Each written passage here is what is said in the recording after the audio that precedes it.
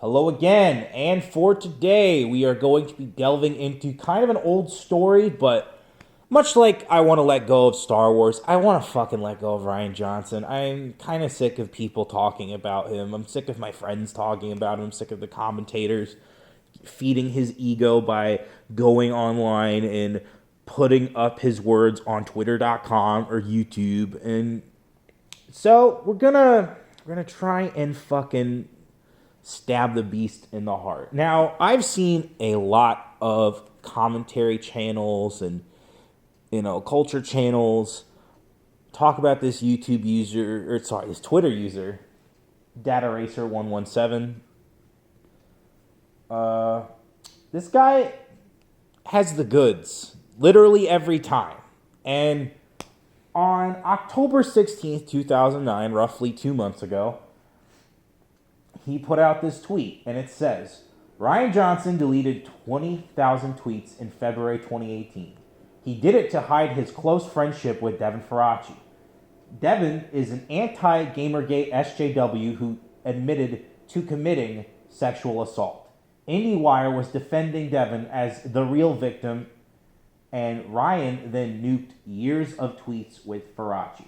Now, this was a really big story. You should see some of the replies to see how funny it is.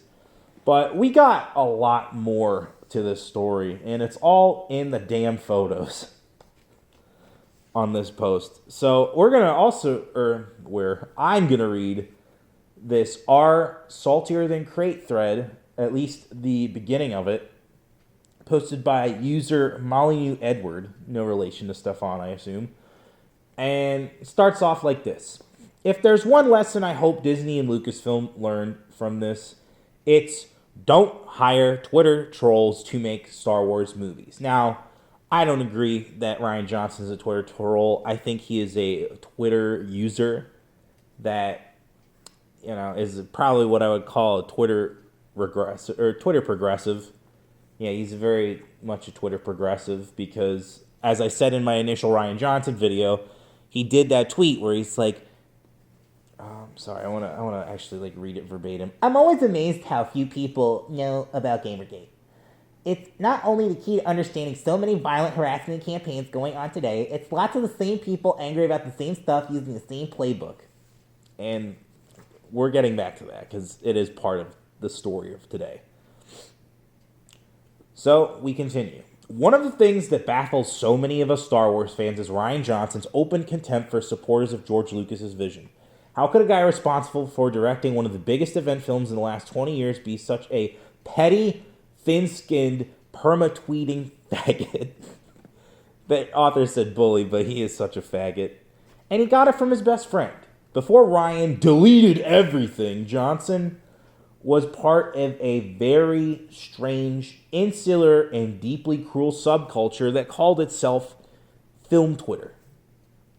Led by Devin Faraci, formerly of the Alamo Drafthouse owned blog called Birth Movies Death, he did not have that much connection to the Drafthouse itself. It's not like he was a theater employee. But Alamo Drafthouse owned his blog. He had another couple blogs before Birth Movies Death that were also just really just acidic nonsense on film. Film Twitter itself, though, was an army of drinking buddies who would get wasted together and scream at people online all day who disagreed with their hot movie takes. I personally went to a couple of their meetups, so this guy's from Austin, so oh man, I feel bad for you. Imagine 20 comic book guys getting hammered, singing karaoke, and passing around their phones to brag about the strangers they were totally schooling. Just irredeemable and vile shit from a sweaty legion of dork alcoholics. The usual excuses for harassing people would be some nonsensical and completely irrelevant rhetoric about race and gender. So yeah, these guys were also very progressive. Didn't like The Force Awakens? Misogyny. Thought one of their buddies' new indie movies sucked? Bigotry. These guys spread so much hate, but would immediately retreat into their "I'm being bullied" harassment when victims dished it back. This is called crybullying, and this is a very well-known SJW tactic of they can totally dish it, but they won't take it.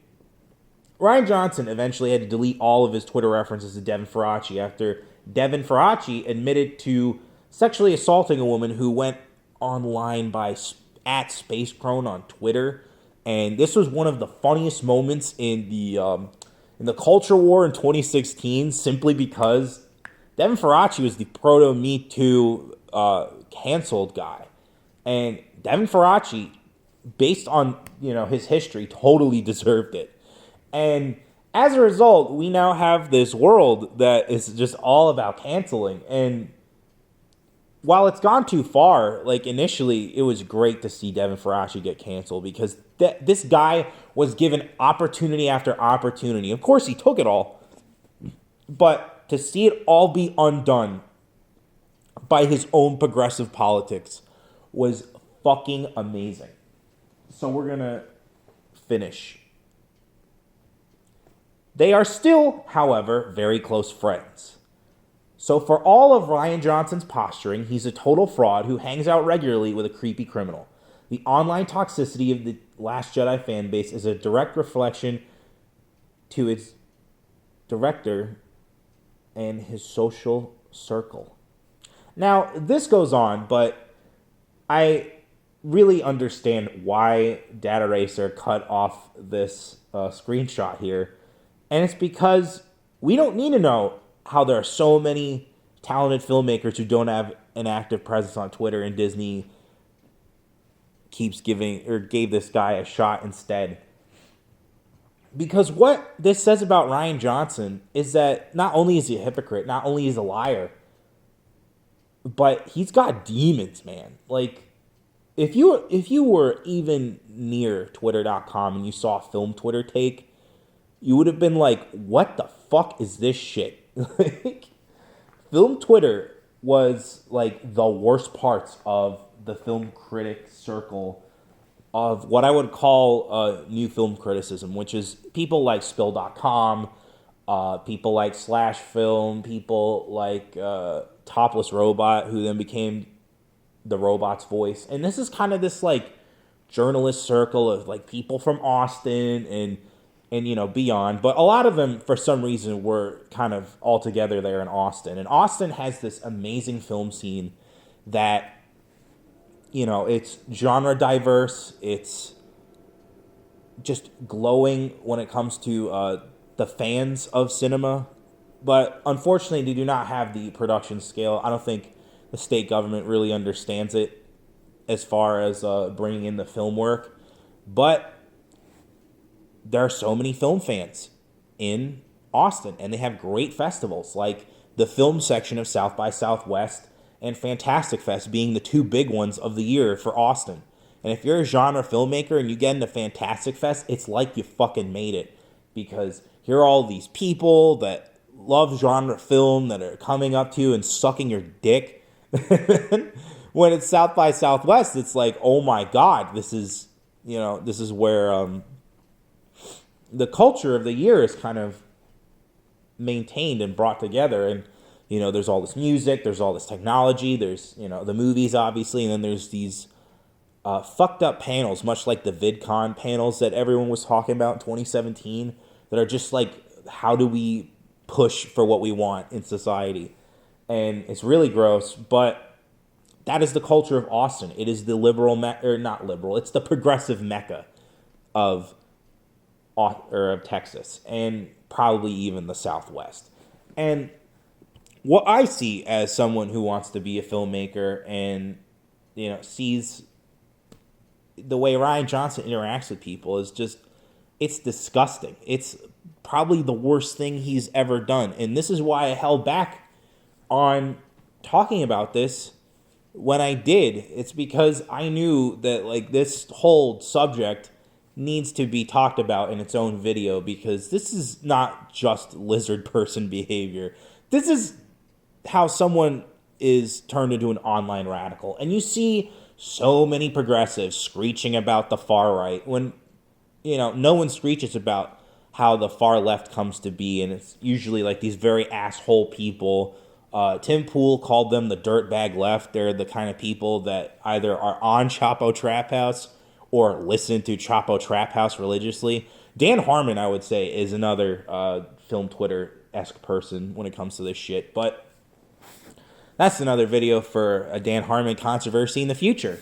So with Rian Johnson, you see this guy who claims to be soft-spoken, claims to be nice, and I just want to respect women. But under the surface, he is a fucking monster. And it's really disgusting how people have covered up for him. And if there's anything I could say, it's just, if you want to interact with people on Twitter.com and you're a nobody, like, you better watch out for yourself because you never know who's going to snap on you. Like, I remember when John Boyega snapped on some fans, and I thought, wow, that was really cringe, bro. That was, like, some serious giga cringe. And then, like, only recently he's just become, like, Teflon John. Stopped giving a shit about fans giving him hate. And it's like, yeah, you can't fucking be a victim, You're making X amount of dollars more than most people will ever see in their lifetimes. Like, you can't fucking cry about this kind of shit. And so we come to the conclusion of this story, this commentary, and again, I really don't know what to say. There's not like a solution like I usually pitch in a lot of my commentaries. It's just, if you're on Twitter, be aware that these kinds of people, especially with verified accounts, will try to get you banned if you piss them off hard enough. I had my experience once with Tim Doyle where I kind of ratted out his behavior to his quote-unquote friend, Donnie Cates. And by the way, to tie it into the video, both of them, or at least Tim, fucking are part of the Austin scene. At least in Tim in comics, because he does all those Nakatomi ink prints. And, ugh. Yeah, that guy's a worm. But I would say this again, because I'm going to address them every time, to Disney, to Lucasfilm. If you're going to hire more filmmakers like Rian Johnson, well, then you better tread lightly, because the backlash will be intense.